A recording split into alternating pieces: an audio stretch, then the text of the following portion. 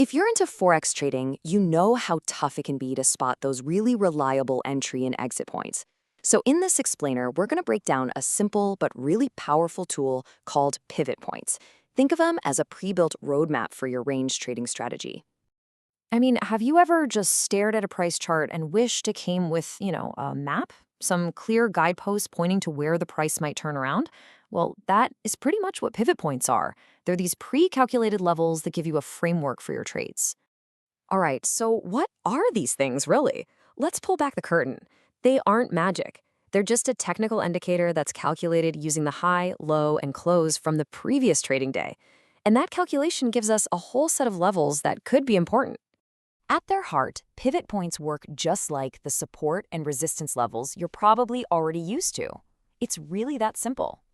When the price comes down to a level, it can act as a floor or support, and when the price moves up to a level, it can act as a ceiling or resistance. And here's a really key idea. The more a level gets tested, the stronger it gets. It's just like any other support or resistance line. When price keeps hitting a pivot level and bouncing off, it's like the market is shouting, "Hey, this price level matters." So, now that we've got the basic idea down, let's figure out how to actually read this thing, this price map. When you see all these lines pop up on your chart, here's what you need to be looking for. Okay, so take a look at a chart like this. You've got a few key players. That line in the middle, that's your main pivot point, or PP. Below that, you've got your support levels, S1 and S2, which act like potential floors. And above it, you've got resistance levels, like R1, acting as potential ceilings. Altogether, these lines make up your roadmap. So, when you hear traders talk about price pivoting, this is exactly what they mean. It's just the price moving to one of these levels, support or resistance, and then turning around.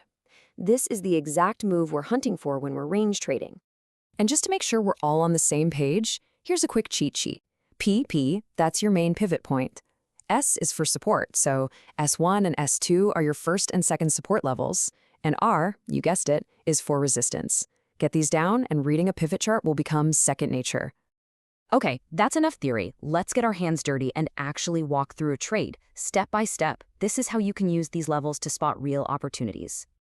What we're looking at here is a 15-minute chart for the British pound versus the US dollar. And look what's happening. The price has dropped right down and is now testing that S1 support level. For a range trader, this is like a big flashing light. It's a potential buying opportunity. The big question is, will S1 hold? So if you're thinking, yes, S1 is going to hold, here's a simple game plan. First, you'd place a buy order just above the S1 level. Second, you set your stop loss, that's your escape hatch if you're wrong, just below S1. And third, you set your profit target right at that main pivot point, because that's a likely place for the price to hit resistance. Now, when it comes to risk, you've got options. A more conservative trader might put their stop loss way down below the second support level, S2. That gives the trade a lot more breathing room. But a more aggressive trader who's really confident in S1 might tuck their stop just below S1 for a tighter risk-reward setup.